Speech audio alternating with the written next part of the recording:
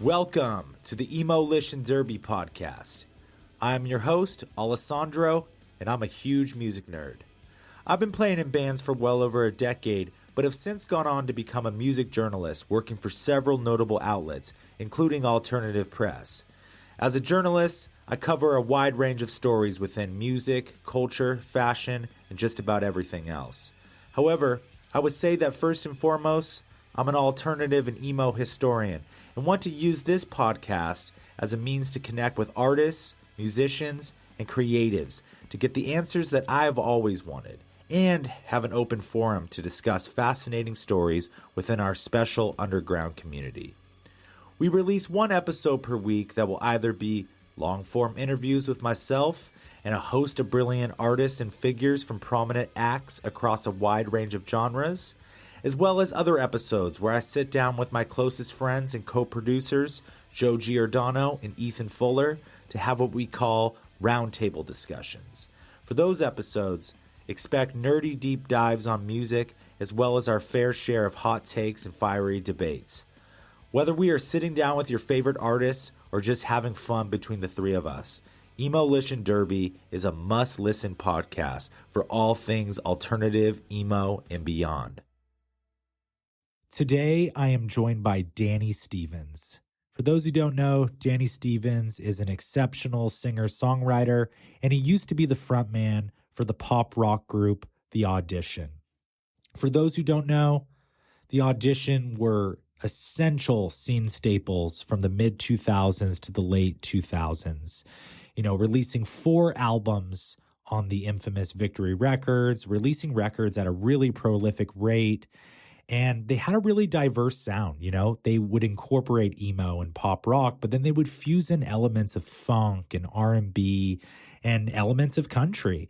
And it was really cool because the band could seamlessly tour with, a wide range of bands, whether that be All Time Low to heavier bands like Silverstein. It didn't really matter.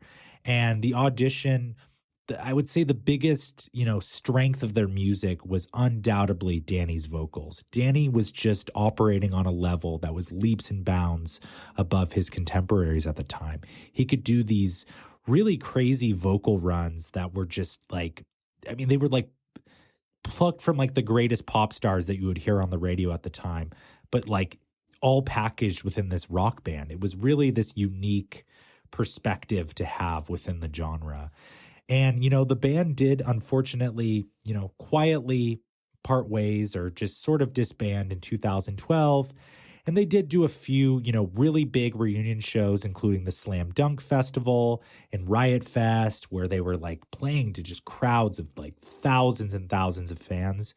And, other than that, it has been relatively a bit radio silent, in terms of what Danny's been working on. However, there have been some recent developments. Danny is finally ready to make his grand return with an amazing new solo album. It hasn't been announced yet, and there's no release date yet, no title. However, I've gotten to hear some of it, and it's truly something special. The record, definitely has more of a country influence, some Americana vibes. It definitely makes sense, considering that Danny now lives in Nashville, Tennessee.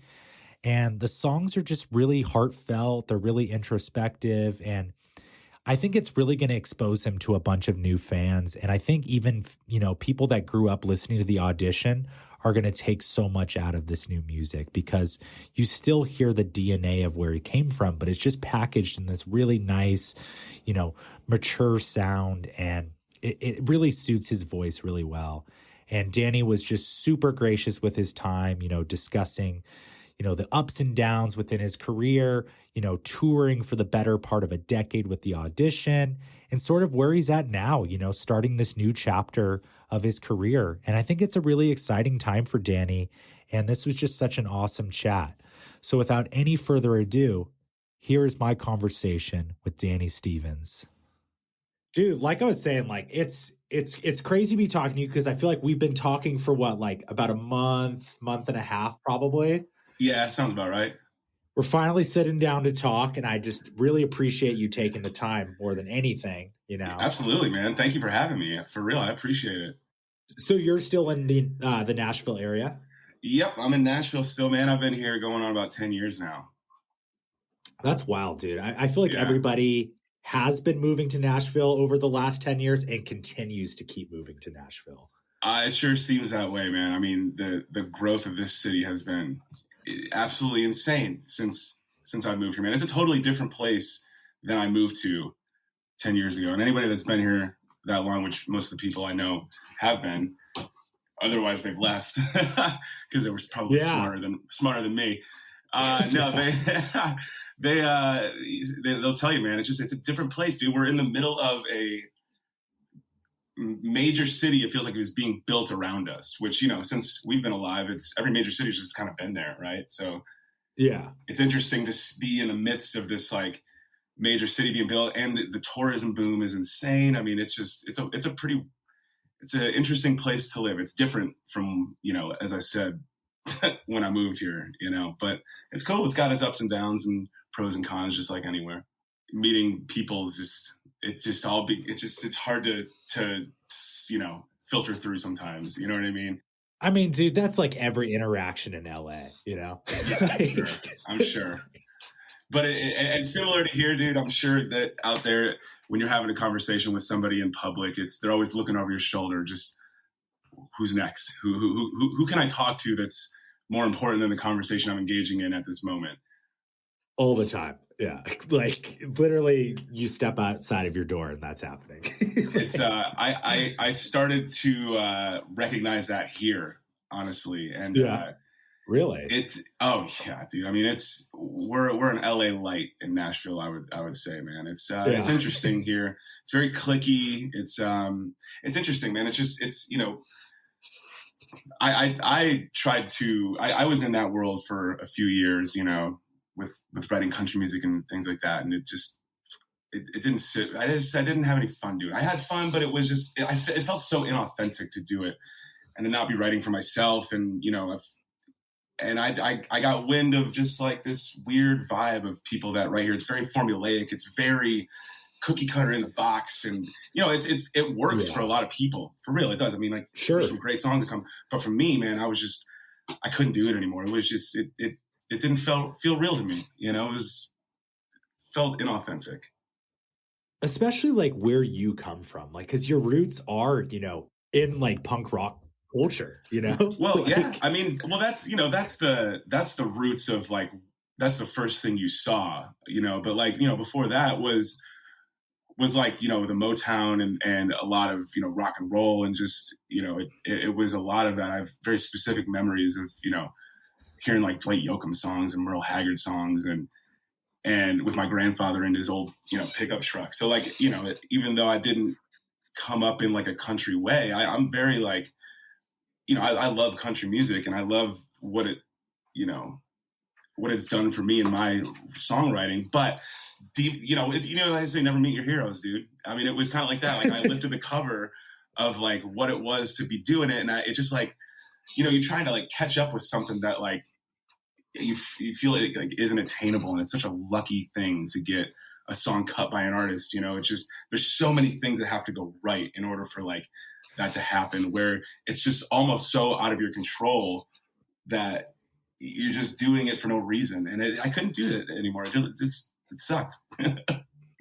Absolutely. No, I mean, I totally understand that. I mean, and like, I guess what I mean, like, yeah, I have heard you mention like the Motown, elements, like really being like the first music that was really instrumental in kicking off that career. But I guess so, like, what I mean about the punk rock roots is like, obviously, like, you paid your dues on the road for like a decade. Like, like even starting the bands, that you did like from high school into your 20s, everything like that, like, you did acquire that like DIY sense of like ideals and ethics. And like, I'm sure you had to sleep on a bunch of floors and stuff like that and cram into a 15-passenger van. So it's like, no matter what, I feel like there's got to be that little bit of that, like, I guess it's just like that punk spirit within you that's kind of like, like I'm not going to settle for inauthenticity, I think you're right, man. You're right. It is the DIY spirit of it, and I couldn't, it was just hard for me to like, it's hard enough being in a band, you know what I mean? And like trying to like split that that creative control with, five, four, three other people, however many. And it becomes watered down, from what, like, personally I would want, if, things get, especially in Nashville, like writing with people here, a lot of things, like every idea, like most ideas are a no, right? I mean, because you're trying to get to this perfect thing that really doesn't exist. And all of these, and you're trying, so then it kind of all just ends up being the same because everybody's shooting for this thing. They have the idea of what they want it to be before they even start. Yeah. And I found that backwards when I started working here and writing with these country guys, like I wrote with a friend of mine, the very first write I ever had here. And I was shocked because he just started playing the C chord on the piano.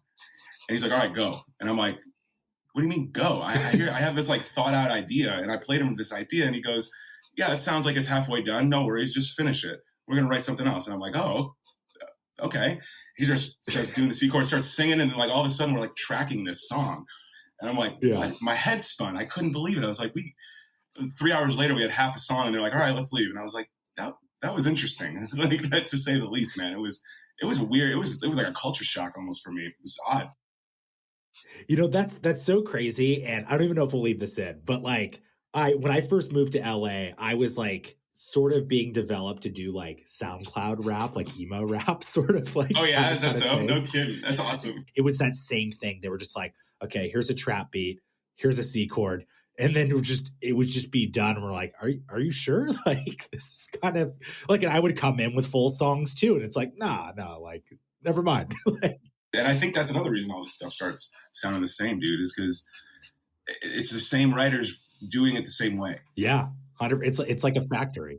Exactly. The scene we grew up in, man, the genre is so vast. I mean, every band was different from one another. And then, obviously there's the carbon copies and but those usually got weeded out pretty quickly, didn't they? Like the ones that were trying to be somebody else, it didn't really work, all that well. And, but dude, I learned so much writing with these folks. Like I really learned, just how to craft a pop song and like, really think about things that I'd never thought about before in writing. When we were writing the band, it was always just make sure it's catchy. Just make sure that like people can sing along and like, it's fun. And like, most of the lyrics were just, fucking nonsense, like, I don't know. As a kid, I had no life experience, so it was, I mean, I think that's with most of it. It's all car crashes and, bloodlust or whatever the fuck, It's all like, we don't know what we're talking about, I don't know, man. I feel like you knew how to write a pop song pretty much right out of the gate, dude, with a lot of the audition songs. Thanks, man. I don't know.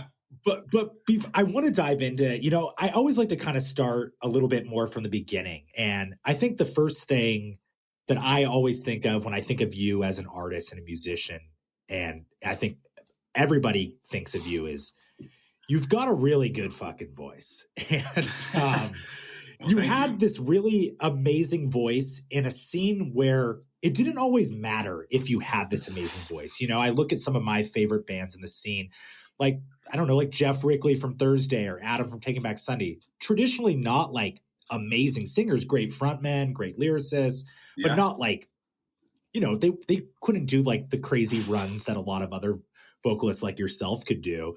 And I'm kind of curious, like with your voice, like when did you first discover that you could sing? Like, was there a moment where maybe you were singing in the car and someone was like, Danny, like you've got a really good voice. Like what's going on here? Man, I've just always sang. I mean, just from when I was a kid, there's, and thank you, by the way, man, what a compliment. Thank you so much. I mean, it's something that I really have worked hard with, for my whole life. And, I've gone through, I had to have reconstructive vocal surgery, about 10 years ago. I don't know if you knew that or not, but I had to go through I didn't know. Yeah, I had to go through the whole thing, and I'll get into that. It fucked me up, dude, for real. It was right after, it was right when the band like broke up, like when we called it quits. It was like I had just gone through the surgery, so it was a rough time to say the least. But back to the question, man. I mean, I don't know. I just always remember singing. My dad when I was a kid teaching me to brush my teeth, he had this little jingle that he would sing to me that would keep my mouth open. And that's probably where it sparked, you know? It was something like, he was like, Yeah.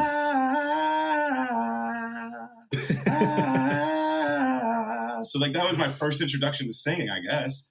And then the first song I ever learned how to sing was the Canadian national anthem. Like Canada? Like Canada, dude. Yes, I shit you not. And the reason I knew that is because growing up in Detroit, we were so close to Canada, we would get CBC. You're basically Canadian. Yeah. I mean, we're Canadian by proxy up there for sure. Yeah.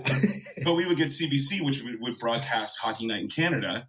And it was, you know, usually like the Maple Leafs and then the Canadians would play, you know, 2 separate back-to-back games. And that was like the first song I remember just hearing over and over, and it just stuck. And there's a photo on my phone actually of me as like I can't be more than 4 years old with a tennis racket as a guitar, and I'm using my grandmother's like 4-legged cane as a microphone. So like I'm probably singing that song. And then I remember singing Do I Diddy when I was a kid with my dad. Do you know that song, the Do I Diddy song? Of course. Yeah. And I don't know, that's I guess where it started. But you know, I remember early on just loving. I loved singing. Something about it, it feels good, man. It feels good to hear. You know, I remember watching this live Rod Stewart VHS when I was a kid of his Unplugged and Seated tour, which I oddly enough have the tour shirt for now, which is awesome. I found it online. Yeah. And I remember seeing him sing and being like, wow, that is okay. That's cool. Like, I really, really like that. Like it was just cool, man. It's beautiful. It was everything. I just was stunned by this guy doing this. And, you know, I think from then on, I started playing guitar, and I never really put the two together. I just wanted to learn how to play guitar. And, you know, my first guitar was, I had to buy it myself. My dad was like, nope, not doing it. You're not getting a guitar. I'm not paying for it. If you want it, you'll do chores or whatever you got to do to earn this money. So I saved up like $300 and I bought this electric Washburn Stratocaster ripoff. There we go. With a PV amp that I would just turn the gain all the way up, man. And just like, it'd be screaming, man. It just like sounded horrible. But I got it. You know what I mean? Like I did it, dude. And he was like, all right, you got it. You can play it. You know, now you better practice. So, you know, I did. And I started, I think one of the first songs I ever learned how to put, when I started figuring out how to do the two together was Good Riddance by Green Day. I think that was like one of the first ones that I like got it. And I was like, oh, I think I can do this actually. It kind of just like fell into pocket somehow.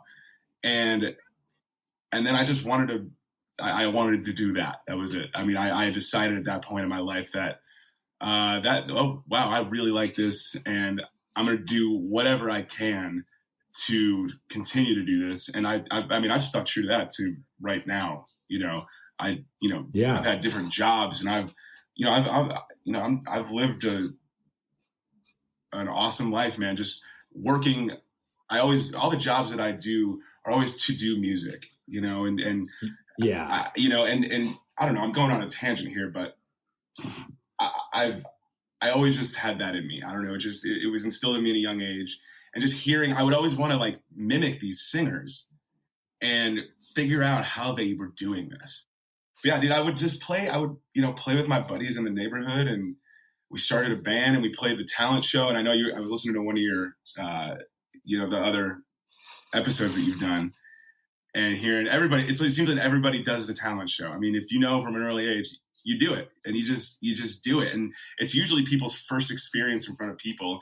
And how scary is it that it's all your peers, you know, which, you know, if it's a bunch of strangers, who cares? But I mean, you're setting yourself up to be harshly criticized at school the next day. So and kids are unforgiving, you know, at that age too, you know? Yeah. I remember, dude, it still sits with me. Maybe this is why I practice so much singing. There was a girl in my high school that, you know, one of my buddies showed her one of the songs that we had done on headphones, and she was like, yeah, I don't like his singing voice. I don't think he sounds very good. And I still remember that. And it really like stuck with me. And I think that may be part of the reason that, I always tried to better myself in it. Dude, it's the same thing that Shane Told said to me in one of Really? our interviews as well, too. They wrote in his yearbook, "Too bad you can't sing," in his yearbook. Oh, You man, know? that's mean. And it's like, I don't know, like 11 albums later, I'm pretty sure he can sing, you know? Before, I really want to dive into the audition in a moment, but before we do, I actually want to bring up the first band that I heard of yours. Well, it's not the first band I heard of yours was the Audition, but Okay. very quickly after that, I discovered a little band called Only in Movies. I can't believe that's a wild that you know that. Dude, I tell people this all the time. I'm kind of like, I don't know if you like watch Nardwar, like do interviews and stuff. Like he's like that really eccentric guy that like knows all these like random details that most people would not know. Like I do my research and hey, dude, that's amazing. I think I told you that. I texted you that not too long ago. I was like, man, you do your research. People, the industry needs people like you, dude, for real. Like it's dude, amazing. It's amazing what you do, man. Like knowing that is wild. Dude, I appreciate it. I mean, to be honest, I don't know how I discovered it. I think it was shortly after I discovered the Audition. I think it was my older brother who's just like, 3 years older than me. He was like, yo, Danny's got another band.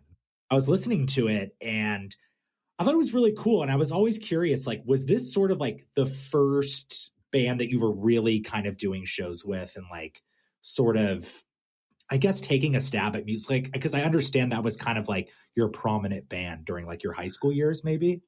Actually, you're almost there. You're close. Okay. So I was in a few bands in high school. So I started with, a few of my friends and, we didn't really have, we were trying to be New Found Glory, you know what I mean? And that was like our favorite band growing up. So yeah, we were trying to write songs like that. And, we went through a bunch of different name changes because we figured out that every band name that we tried out was like, had like some like ulterior meaning, like some other meaning that like we didn't, and funny enough, we actually landed on the name The Morning After. Oh, wow. Which, come to find out, we're 15 or 14. We don't know what that means. And it was MOURING, so the morning after, because, obviously, but it was like something else. I forget the other names, but like we finally landed on The Morning After. And then like shortly after that, we disbanded. I left that band to sing for this other band, and we were called Based on a True Story, or Boats for those who grew up in the Detroit music scene would probably, recognize Boats more than Based on a True Story. But that was so I went from that pop punk Morning After to like, we wanted to be nothing we wanted nothing more than to go on tour with Finch. I mean, that was it. So we were writing songs like that, like Finch, and I was screaming and like, and it was, oh yeah, dude. I was screaming, dude. I got some videos on my phone of me as a 15-year-old, 16-year-old kid with Justin Bieber hair before Bieber was Bieber and like screaming into a microphone, in front of like a packed, I'll send it to you, in front of a packed VFW hall, where like it's nothing but, loud amplifier, line 6 amplifiers and like 2 loud bass. And you can't hear a single vocal,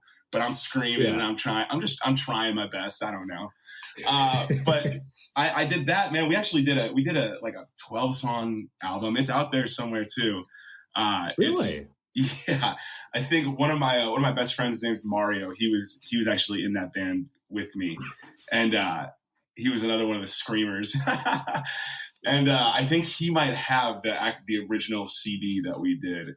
But man, yeah. So from there, I left that band to I got asked to be in all these different bands, and I always I would leave my band and go to another band that kind of would take it more seriously, that I thought like was kind of like matching my level of like where I thought I could go with it and wanted to go. So, I was always trying to like, for lack of a better term, climb the ladder of like bands and really try to make it, and I had all these great opportunities. So, you know, I was saying yes. And I think I lost a few friends along the way for sure. I pissed a lot of people off, you know, but I don't know. By the time I reached the audition, you know, I was leaving only in movies, and I was actually, it was like pulling double duty. I remember like rehearsing and like writing the first Audition album and going back to Michigan to record some of the Only Movies songs that we had written. And that was like a stipulation that we had set with me joining the audition, was that like, all right, we're going to finish these songs. And, and I remember coming back and they put it out while I was in a band. It was this whole fucking mess, dude. Like it was, oh man, it was like I had a hard time saying no when I was younger. And we kind of ran into that as a band where we just said yes to fucking everything, every tour, everything we just said yes to. And I think it ended up being kind of our Achilles heel in a way.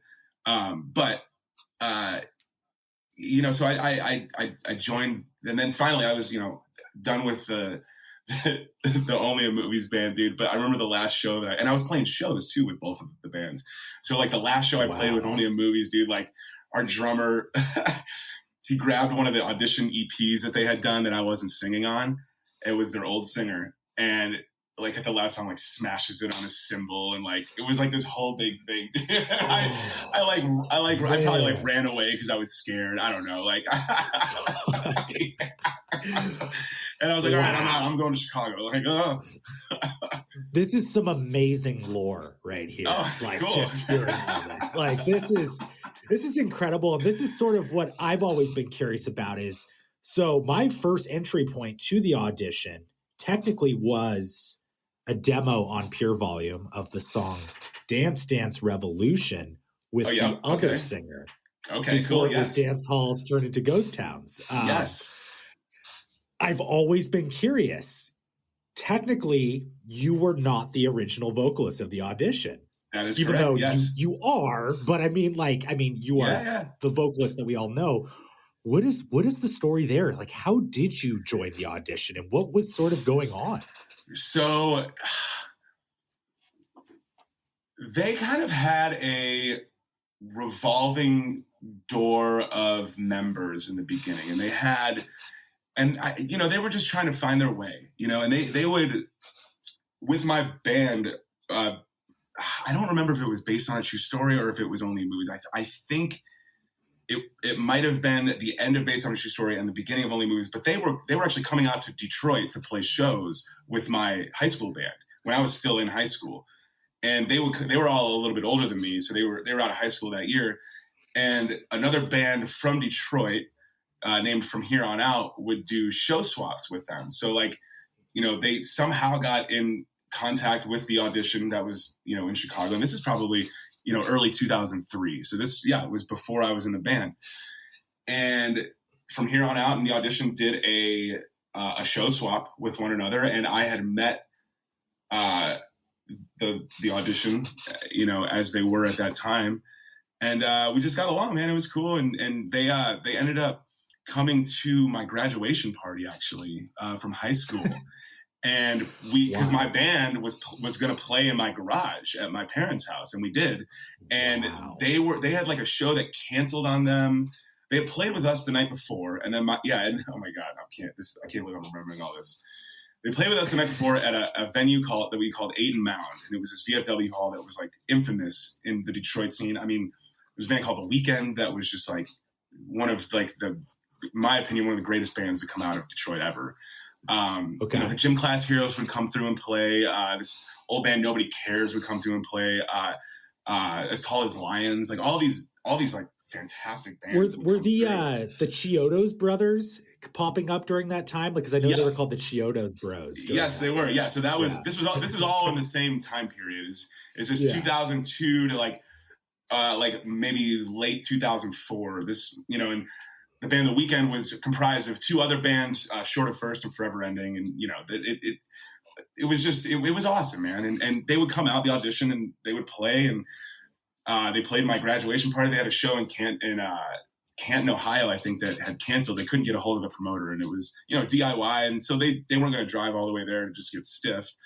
So I had them, I asked if they wanted to play at my graduation party, and they fucking said yes. And we had, the PA system in the garage, and the whole, my parents had a 3-car garage. Like the driveway was 3 cars wide. And I mean, it was packed, dude. Like, into the street, people were like running to like see what was going on. I mean, it was awesome. Crazy. And then from there, man, we just kind of had a relationship. I thought it was cool that I was friends with these dudes that were doing what I wanted to be doing. And I was chatting with one of the dudes one day, and he kind of asked me, he just flat out, he goes, "Hey, how serious about your band are you?" Over AIM chat, AIM. Of course. And I'll never forget, I was on my family computer chatting, and I was like, "Well, what do you mean?" And it, I actually originally joined that band to play guitar. I don't know if you know that either. Whoa. That's yeah. wild. So I actually, yes. So I joined. Man, you're really like bringing me back, dude. I haven't thought about this stuff in a long time. So they knew that I could sing because I was the singer in all of my bands, and they asked if I would join their band to play guitar. So I thought, well, this is a great opportunity for me to like really do music and like get out there and see what it's about. And shortly after that, I bought all the gear and everything. Like I had this, I think I had like a Gibson SG. I had this really awesome original Marshall 900 head, and it was like all white. It was super cool. It was from 1988. It was really rad. But I started learning all the songs on guitar, actually, and we were rehearsing with the old singer. And eventually it came to where we realized that I could sing the song in a light, I'm trying to put this lightly, sing the songs better than the singer could. And it just was kind of a decision that they made, where I went in one day and I sang, it was 2 or 3 of the songs that were already written for the first album. And so I went in and I did the demos, and then I kind of did it my own way. The melodies were all pretty different. I really kind of went in and like put my own flavor in melodically, and lyrics were pretty much, done for all. I mean, the songs were done. I joined the band, and then we finished the album. But we realized that it was more natural that I become the singer than trying to like play the guitar. And, they had to have a conversation with the OG singer, and he was, it sucks getting kicked out of a band, I'm sure. And, not kicked out, but like I feel like he might've been checked out anyway. And he went on to be like this big marketing guy in Chicago. So like he came around later and like would come to our rehearsals and hang out, and we were still friends with him. So like it was always very cool with him. But yeah, dude, I originally I was brought in the band. I was not the first singer.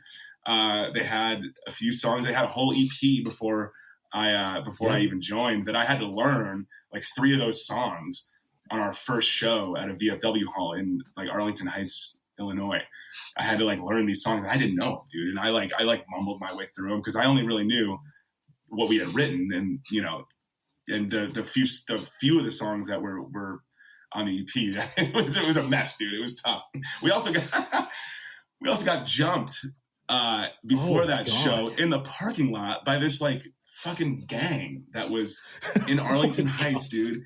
Like our drummer and I got jumped getting out. We went to go get an acoustic guitar from our guitar player's house, who was in the neighborhood. We're coming back, and all of a sudden, like, we're getting out of the car, and all of a sudden these kids just rush us. And I had the acoustic in my hand, and I dropped it, and I'm trying to like defend myself. And all of a sudden somebody else has him, dude. They're hitting me with the guitar. My God. And our drummer's on the ground, like getting kicked, and I'm like pushing everybody. Like, dude, it was wild. And then we had to go in and we had to play that show. And they were like pissed that I was there, like in the band at that point. Cause I like wasn't part of the Chicago scene. I was like very in the Detroit scene. And like, there was like some beef, as you would have if you're a teenage kid. But I remember going into that show, dude, and we were like fucked up kind of. And my pants were all ripped. And I remember like after the set, I got up on the drum riser and I was like, listen, motherfuckers, my name is Danny Stevens. I'm the new singer of the Audition. If you don't like it, I don't give a fuck. Fuck you. See you later. And then that was it. Dude, that's so fucking awesome. That's fucking sick, dude. And dude, all of my band members' family were all there. They were all like all their moms and dads and sisters and brothers and cousins and coworkers, because it was like a big deal that we were playing in the town and like, oh man, God, I remember that, dude. That was like my first introduction in that band, was like coming in hot, dude. That is so incredible. And I'm just so glad that I feel like some people, if that had happened, they would have been like, you know what? I don't know if I'm going to continue with this. I might just go back and do my band in Detroit or something like that. But you were like, you know what? Fuck it. Let's keep this going. I'm so glad that you did. And I'm sure you are too.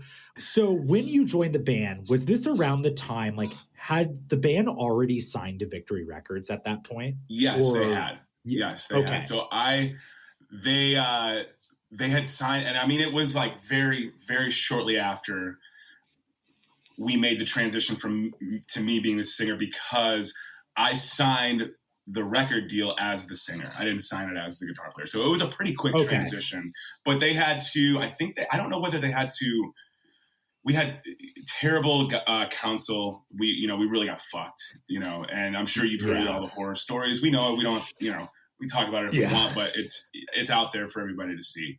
Of course. And, it's, you're an 18-year-old kid, dude, and your dream is coming true and you're getting told all this stuff. And of course you sign your name, dude. And like, it's everything that I had ever wanted up until that point, and the person that was having us sign that knew exactly what they were doing. And it's sad to see, man. And it's still, I feel like, has almost, it's like this dark weight that's been on my back my whole career. And it's felt almost impossible to get away from, and I'm closer now than I ever have been, I will say. But it's still like, it as great as everything was, it was hard, man. Like it was always one step forward, 10 step back. That was like, it was it, man. And ask anybody that toured with us, like, I don't want to sound like like I'm complaining or anything, but it was, we would see people around us and go, why is it this way for us? And if you want to call it jealousy, or if you want to call it, but it might've been then, it's not anymore. Well, it definitely does not seem like jealousy. Sorry to cut you off, but it's like, okay. This was something that, I've talked about with other, former Victory Records artists. There was this camaraderie amongst the bands, which I want to touch on, because the situation was very dire and very toxic, like within the label. And, a lot of bands were not getting those tour opportunities that they should have been getting, because there was that stigma of Victory Records because of, Tony's reputation and whatnot. And I think the consensus is like, genius marketer, but not the most ethical businessman by any means. And, it really is so sad to see, because there were so many bands on the label, your band included, that should have been as big as Fall Out Boy or Taking Back Sunday or Under Oath. Choose any like band from like whatever genre of alternative music. And it really seems like it was always an upward battle, not getting the royalties paid, properly or anything like that. Still don't. Still don't. Yeah, which is crazy. Yeah. Even after the label sold, you would think that they would. Nah, dude, they sold it now. It got worse. Even as a young kid, I could kind of tell there was almost a new Audition record every single year. Was that in many ways to complete the contract, would you say? Like the speed in which you were releasing music? Okay, We went 3 years between our first and second album, 2005 to 2008, and they just didn't like that. Because we kept getting these like great touring opportunities that like it felt great ones. We needed to do we felt like we would be missing out on a really good opportunity.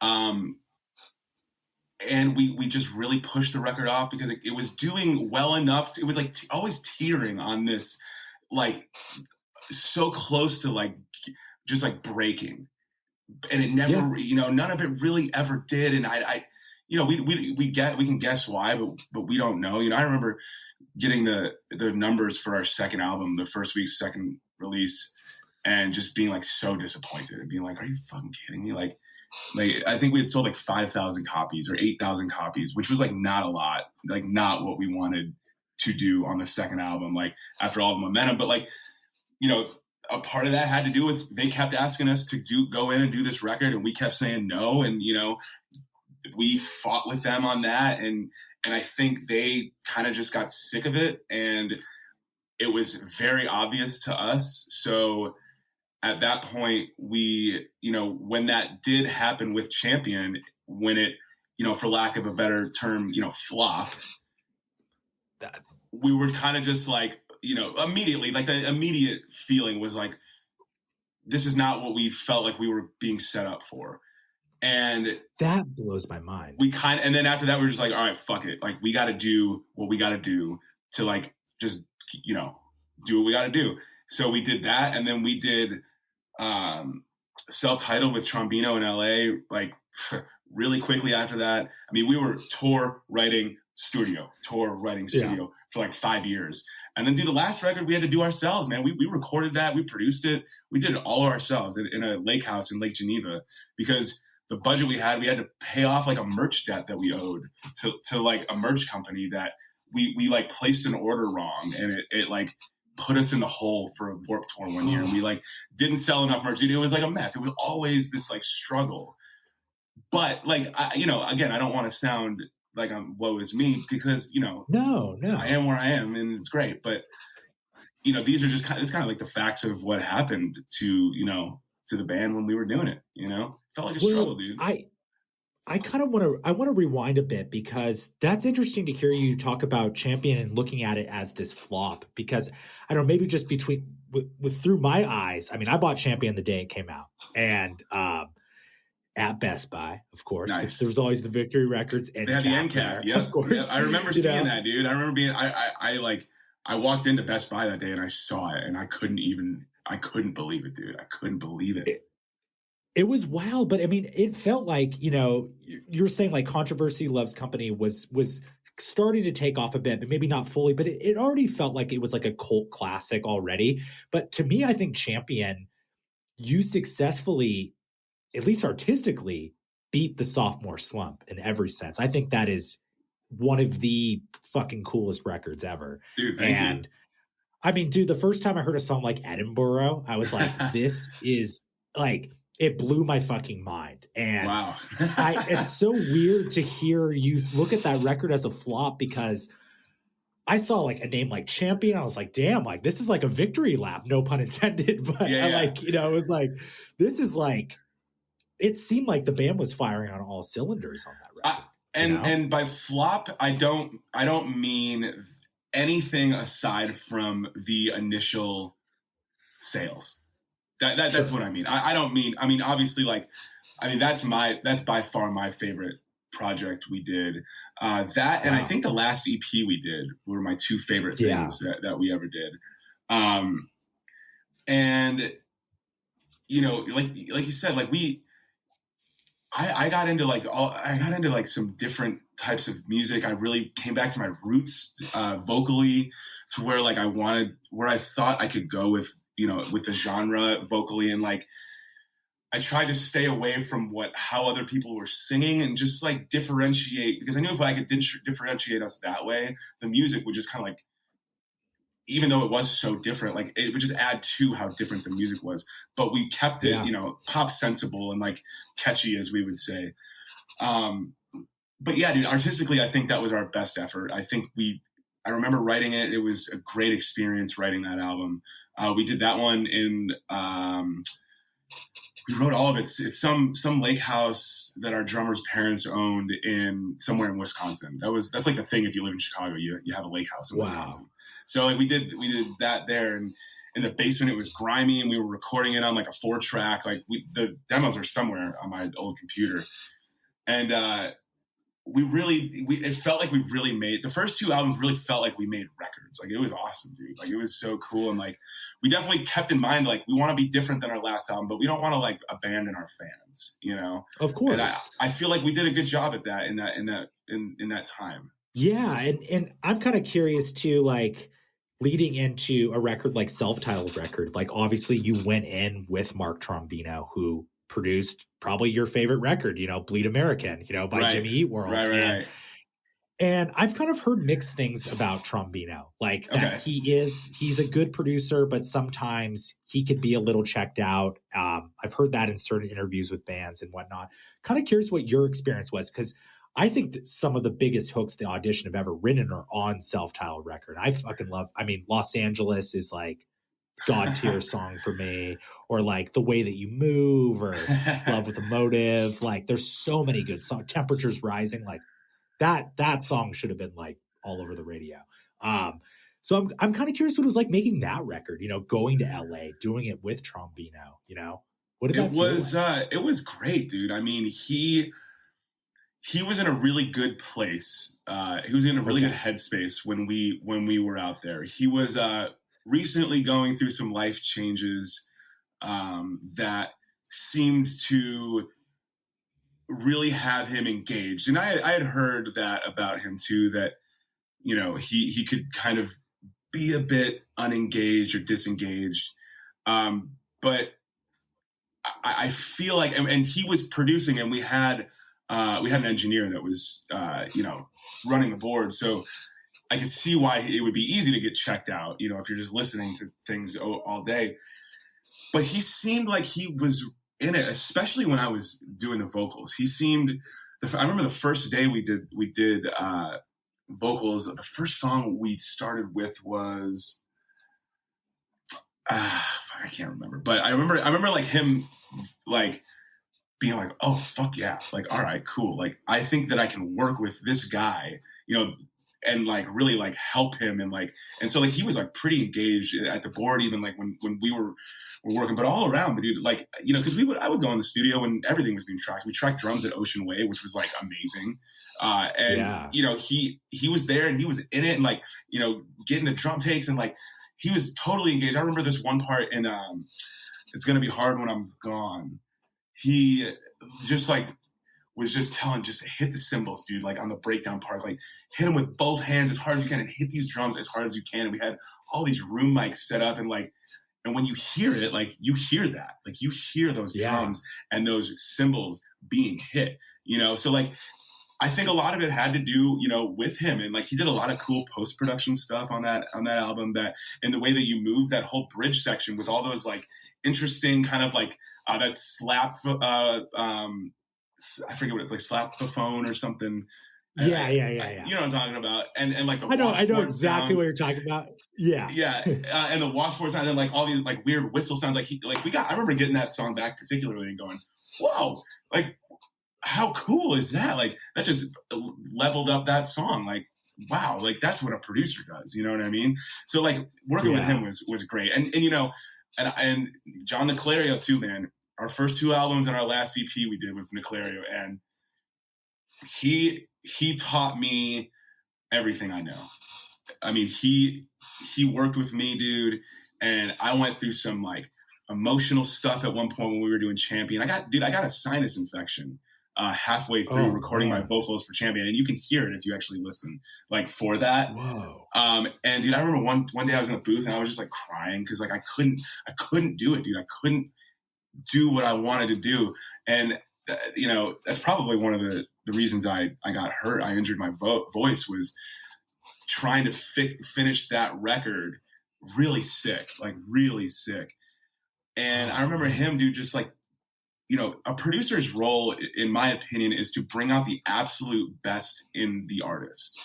It's not to make something sound good. It's not to track a million times. It's to bring the best out in the artist. Rick Rubin will tell you that. Anybody that works with artists, like, it doesn't matter the genre, you bring the best out of your artist. And I really think Niclario always did that. For me particularly, I can probably speak for the rest of the band as well, but like he really helped me in my early days. Man, that's really cool. I know he produced a lot of like really kind of influential releases during that time period too. I feel like he did that Junior Varsity record as well. I could be wrong. I don't remember if he did. He may have, but he did all like the Just Surrender stuff. He worked on Your Favorite Weapon by Brand New. That's right. He did the first My Chemical Romance record. Crazy.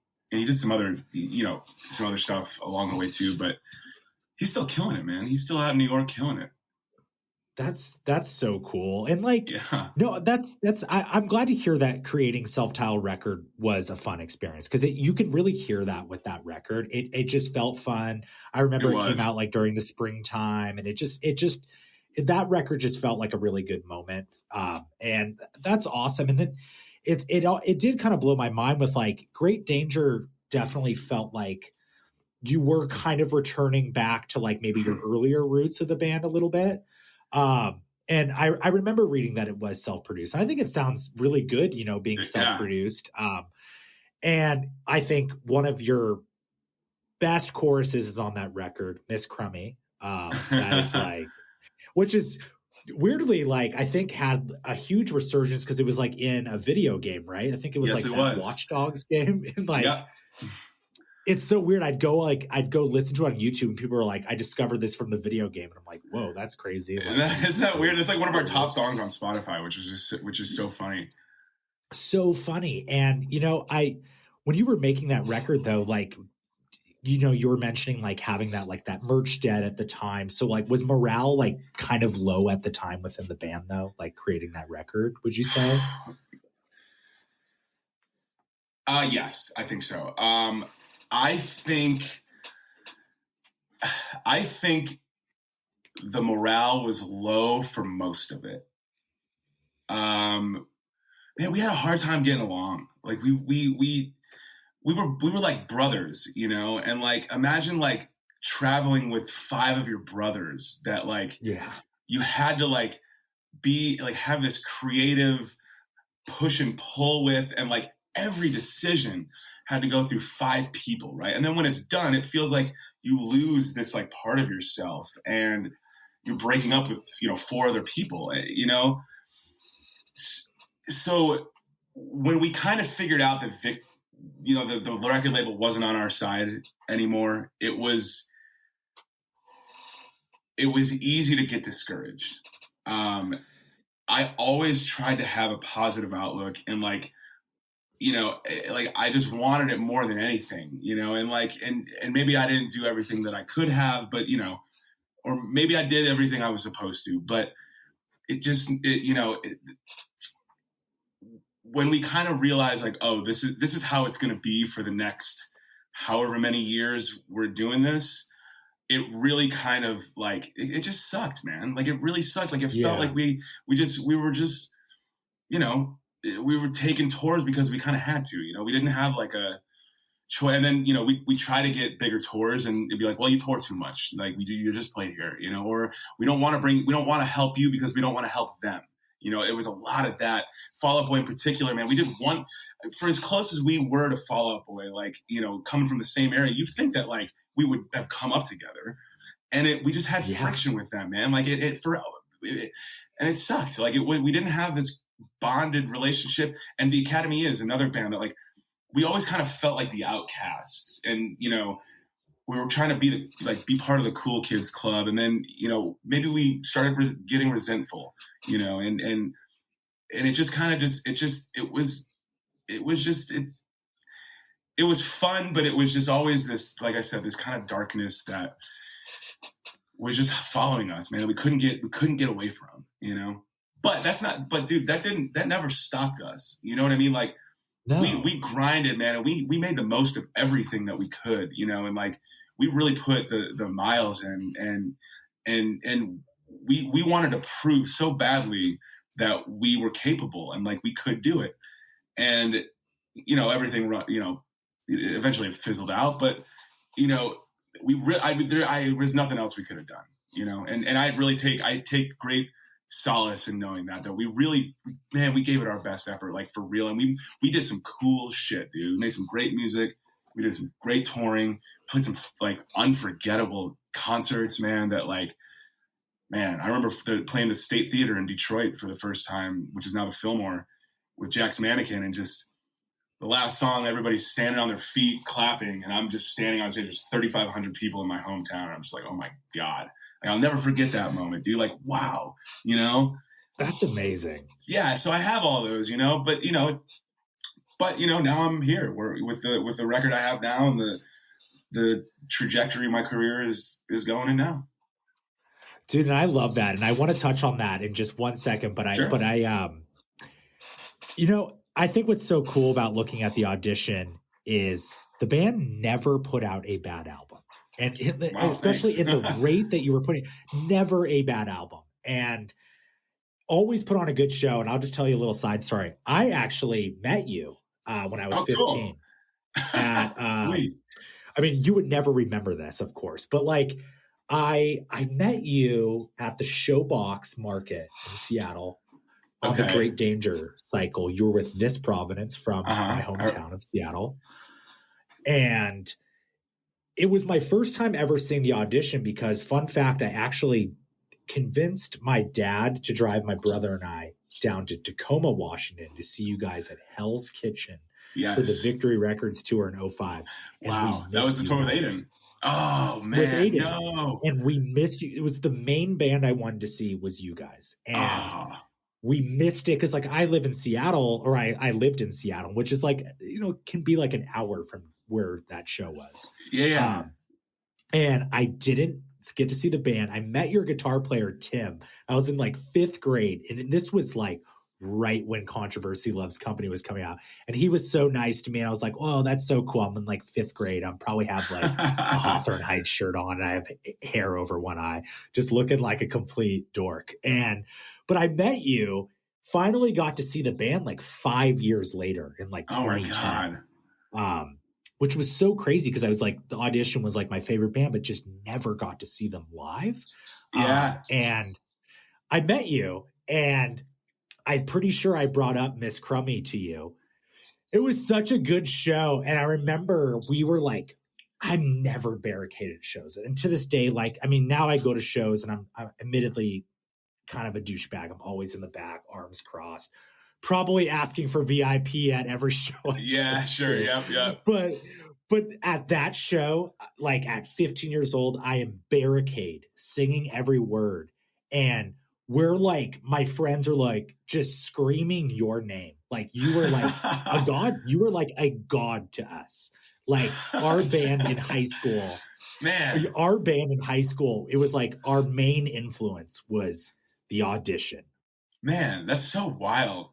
To hear that, because I think a lot of it too is that I feel like such a different person than I was back then. I mean, I'm now like 5 years sober, over 5 years sober, and I even feel from that to now I'm just a different person. So like to look back on it and like, I don't know, it's just weird that I felt like such a mess at that time that like anybody else took me seriously, It's just a weird thing. It's cool, but the band had such an impact. And I think that's the next thing I really wanted to bring up to kind of close out the Audition chapter of this. I'm first kind of curious, like, what sort of happened when the band split? I know you've done a series of reunion shows as well. So it's kind of a 2-part question. I know you did like Riot Fest, which looked fucking insane. Third part of the question is, could we expect something in the future from the band? So first, kind of want to know what happened, what kind of happened in between, with the reunions, and then what could happen. I'll start with what could happen and say that I am solely focused on my project, and that will likely take up the rest of my career, if that's an easy answer for you. So short answer, I don't see anything in the future. I think that a lot of bands from our time are, and for lack of a better term, milking it. And I don't really love that look for our band. I think it holds a special place in all of our hearts. And I think that it's, it was of its time. And I think the reunions were fucking awesome. I mean, it really kickstarted me into getting, back on the saddle as far as, making music again for myself. But I don't personally want to do that. I don't want to try to drum up old fans that are my age and, holding on to that last, breath of whatever it was, because it's never going to be bigger than it was. Right. And like, and I know that it can be an easy cash grab, and that's cool. But, if we know anything about me, I don't care about money. Yeah. Right. Yeah. I mean, I care about it, but it's never been a deciding factor for me. To the first part of your question, what happened? I think we just wore out our welcome. I think that it was just, we were grasping at straws near the end. And I think I was the last one to really come to terms with it, truthfully. I think everybody else saw the writing on the wall. We had done some pretty discouraging touring around the end that made it difficult to want to continue, and we, like I said before, we did everything we could, and we just felt like we were running in circles. And, I had gone through my vocal surgery. So like being on that alone, like being on the road with knowing that I'm injured and like not being able to perform the way I wanted to perform was a mind fuck in itself, dude. So like couple that with the heavy drinking that I was doing to probably cope with that, among, other issues that I've recently, come to figure out about myself. It was time, and I remember getting an email from our drummer, and just, our guitar player had quit, and we had, our bass player had quit right before we fell out with our bass player right before, like while we were doing the self-titled album. We've had a falling out, and then he came back, and then, another member left, and then another member left, and it was just like, okay, like enough is enough. Like, what are we gonna do this fucking forever? So it wasn't, there's no like scandalous, thing. It just kind of ended, and we didn't have some breakup. We just played our last shows, and we're like, all right, well, I guess I went in for surgery, and, got the email so that it was over. And, I had a pretty severe mental breakdown, but it was over. And then, when the reunions came about, I was reached out to by Ben Ray, who's a good friend of ours in the UK that runs Slam Dunk. And he was interested in bringing us out, and we had everything ready to go. And two of the members, decided, and rightfully so, that they didn't want to do it. And they have families, and, that was another deciding factor with the band. People wanted to start having families, dude. I mean, we were closing in on our 30s, and like we were on the road all the time. So, yeah, our drummer had, he was getting married, and he had they wanted to have kids and stuff. And I've never really been one for that. So, they just kind of had their own priorities that didn't align with like, doing the shows, and that was totally understandable. And, it would have been cool to have them, but, we did what we had to do, and got some fantastic, players to play with us. We got Dr. J, John Sullivan from Jack's Mannequin, to play bass, who was just a longtime friend. He actually played bass on my album, my new record. Amazing. Yeah. And we had Kevin from Cartel drumming. So it was awesome, man. It was just, it was like old friends, and it was so much fun. It was awesome to do those shows as an adult and as a sober individual. Not, slamming 12 beers before a show, or what, sure, however many, and like remembering it, and like really like And like, I feel like those were the first shows that I ever really like took it in and was like, holy shit. Like, dude, we haven't done the first show in Leeds, man. I was like, I walked on stage. I couldn't believe it. I couldn't believe what was going on, where I was. And all of a sudden I just was like, oh baby, I'm back. I was like, oh, here I am. This is where I feel comfortable, right here. Yeah. And like, it felt better than ever, dude. Like, it felt awesome. Dude, I love that. And that's such a great way to cap off the audition part of this before we launch in, because like, you know, in a lot of ways, like, yeah, like I think as a guy who loves the audition and is a lifelong fan, I'm at peace knowing that I probably will never see the band live again, because it does have that like element of it keeps it sacred that way. And I think that's really beautiful, you know, to leave the history what it was. And I listened to your new record, you know, most of, I guess, your new record, you know, everything that you sent me. Yeah. And I just feel like I'm reconnecting with a musical old friend. Essentially, it's like a familiar voice coming back. And it's like, this is great. Like, I don't need the audition by any means, you know, not to discount that, but it's like, I listen to the new music and I'm like, yeah, like this is what I wanted, you know? And I think that's so special because you do hear the lineage, you know, from where you came from, but it's just, you're now doing exactly what you want to be doing, it sounds like. And walk me through that, you know, Better Than You Left Me. Is that the record? That's the working title. That I think that's what it's going to be. We still haven't really decided on how we want to put it out. So yeah, the working title for the project is Better Than You Left Me, abbreviated as BTYLM. I reached a point when I decided that I wanted to. I remember this specifically, this moment where I had decided that I wanted to pursue this again and really like commit. And I called this producer friend of mine that I had written with and told him the story I just told you. He was like, yo, I was just at CMA Fest and I want to do this. And he was just like, yup, fuck yeah, let's go. And he had just recently had some great success with a country song that went #1 with Luke Combs, who's like the biggest thing in country music. Yeah. And he's not a country guy by any means. He grew up in Oklahoma, but I walked in the studio and he's got an Every Time I Die poster hanging next to his console. And I'm like, oh, hell yeah. He's like, yeah, it's my favorite band. I was like, huh, we're of the same spirit. Like, what are you doing with a platinum record for Luke Combs, a bunch of those on your wall?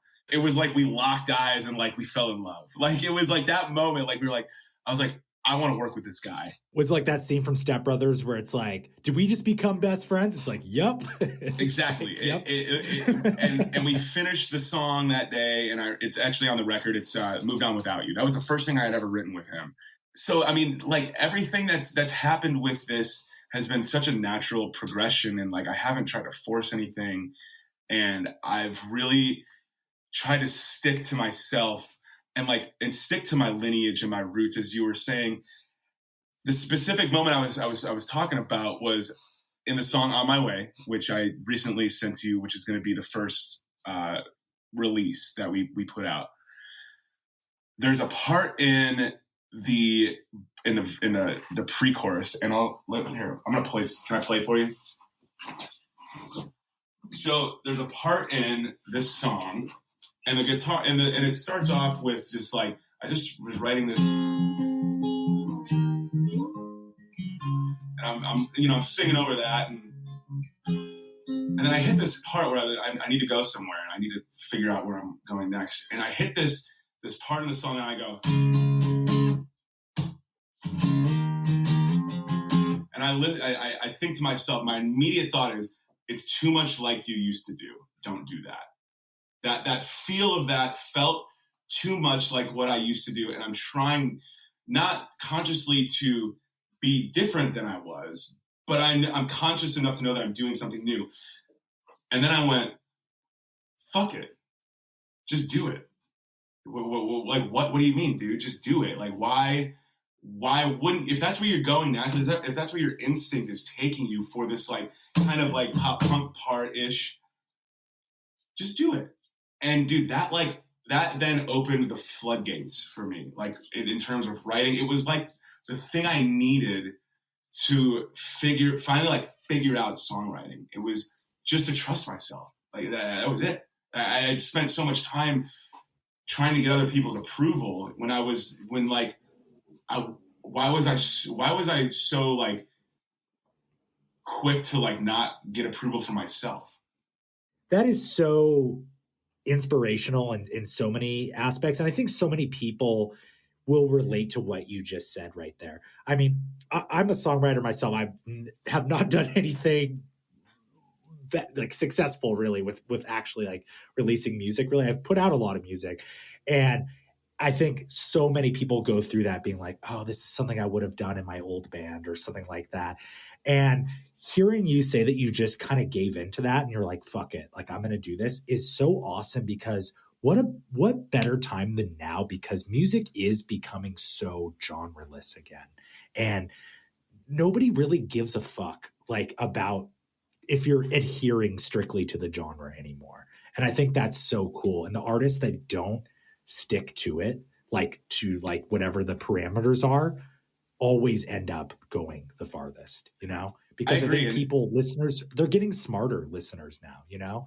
They're always surrounded by so much music that they're getting smarter, you know? They're always, you know, I think if you can just deviate slightly like that, it's like you've cracked the code, you know? I agree, man. My producer and I, Sammy and I, we've had this exact conversation, and you want to have, you have to give the listener credit, right? You have to. Yeah. You have to,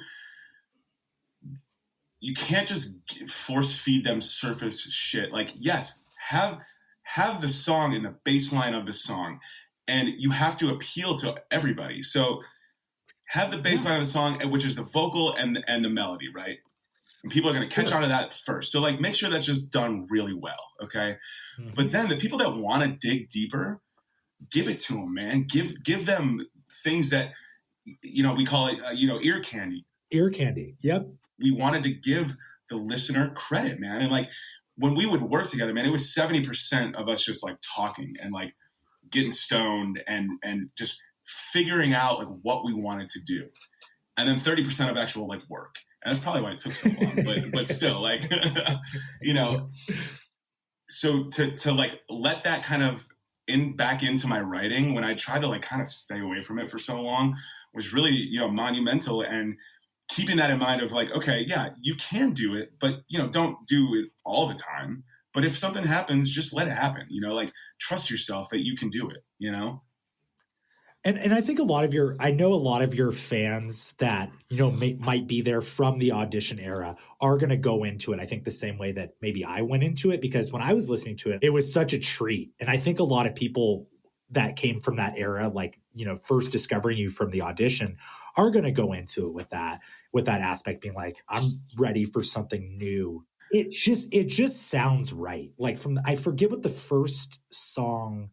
It's a song called Get to Know Me. That song stayed, like, I'm not bullshitting with you, stayed in my head for like 2 weeks. Like I fucking love that song. And cool. I think this record is gonna absolutely take you to so many new heights. You know, the record is, you know, it seems like it's mostly finished, or like, you know, it's ready to go. It's done. Yeah. It's completely finished. I mean, the musical aspect of everything is done. Yeah.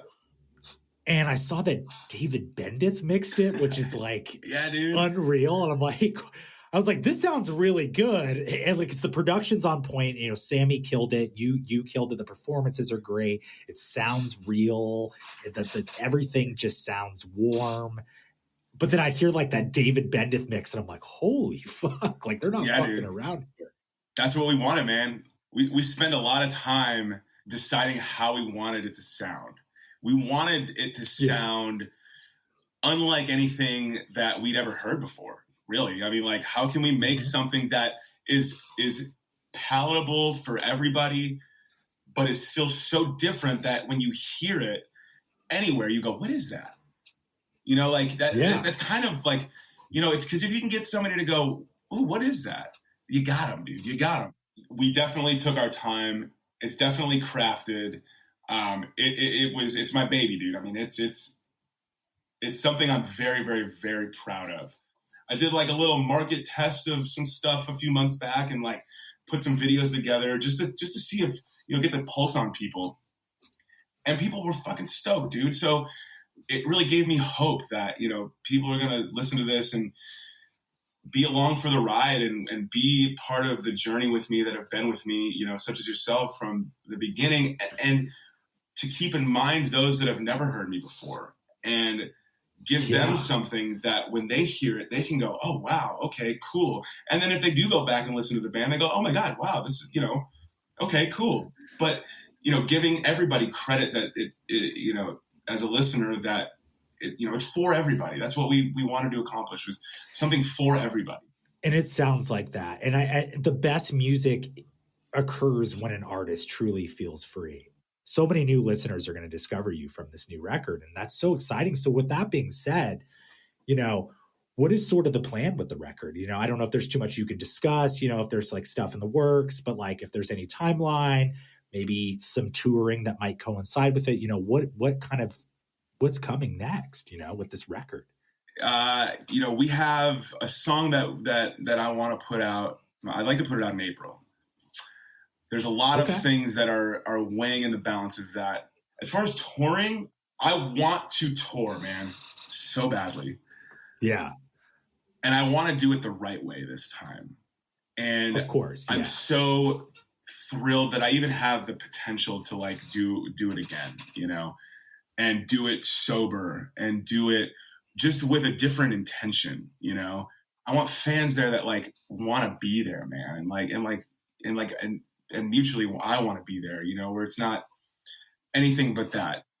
Dude, yeah. I mean, and that's like the thing too now. Like, you don't need to tour like how you did when you were in your 20s. Right. The music industry has changed so much, Right. You can tour smarter. You can play smarter. This music is so amazing. And I know you're going to get those tour opportunities. And, I think this is such an exciting time for you. And you can really tell with it, man. And it's so cool, dude. Like this is what everything has led up to.